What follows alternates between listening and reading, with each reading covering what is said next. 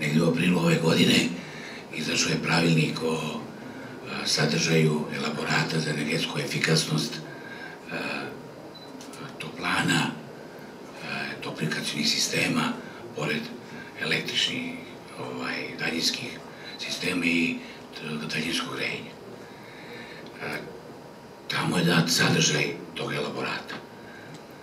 To je negdje 4-5 godina posle zakona o uštedi energije.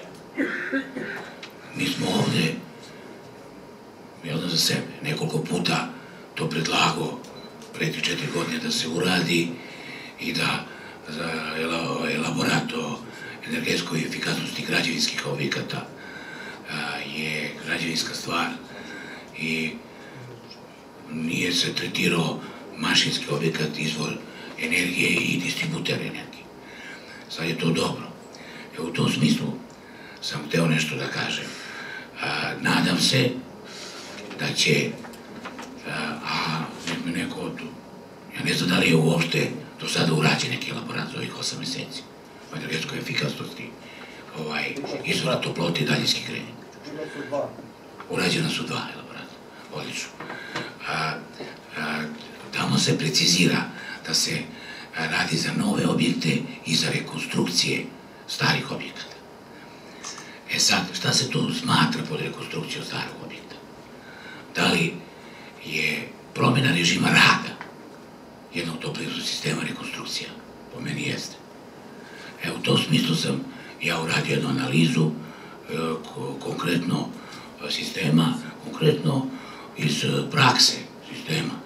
Znači, promenjeno je sa režim rada sistema sa 150 na 75 i to je urađeno za toplanu koja snage 70 MW. To su karakteristike te toplane. Ima glavnu pumpu od 315 kW i 2 pumpe po 250 među pumpe kW. Radi sa kvalitativnom regulacijom, sa maksimalnim protokom od 1100 m3 na sat. I koji su rezultati? Da skratim priču, to su date neke računice. Ovo su analizirani režimi. Znači 150-75, 130-75 i 110-65. Rezultati dobijeni na nadzorno postavljeni toplovod. Nadzorno postavljeni toplovod je 13 km, odnosno 6 km 600 trase, 2 puta 2, 13 km cevoda i on je nadzemni. On u gradu je negde oko 60-70 km. To je ogromna dužina cevoda, površina, veliki gubitak i toplote normalno i električne energije za transport. Trošak veliki. Znači ovdje smo se zadržali samo na toplovodu.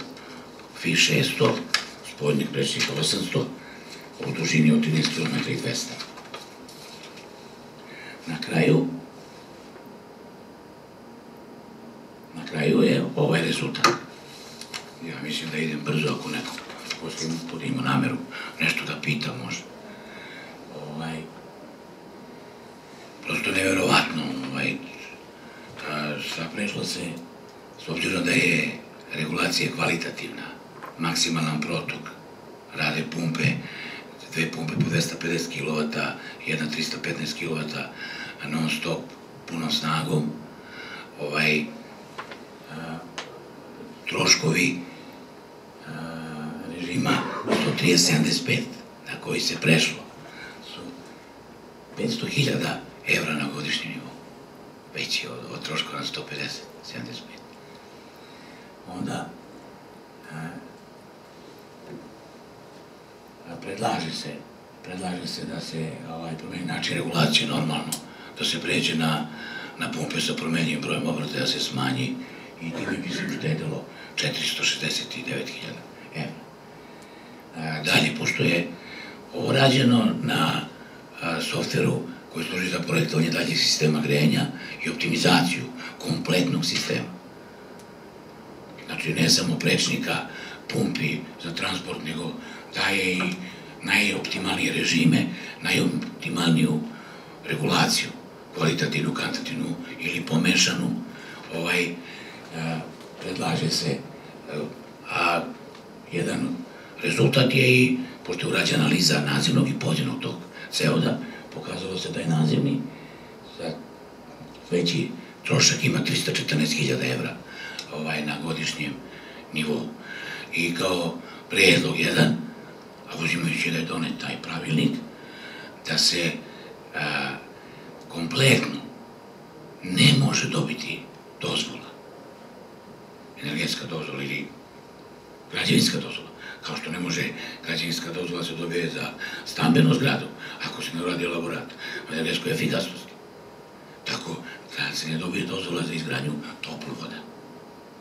Bez optimizacije i bez ove analize troškova. Ja mislim da sam bio efikasan, ako ima neko nešto da... Odlično, bili ste vrlo efikasni, imamo vremena eventualno za jedno pitanje, ali mislim da smo svi već pomalo umorni.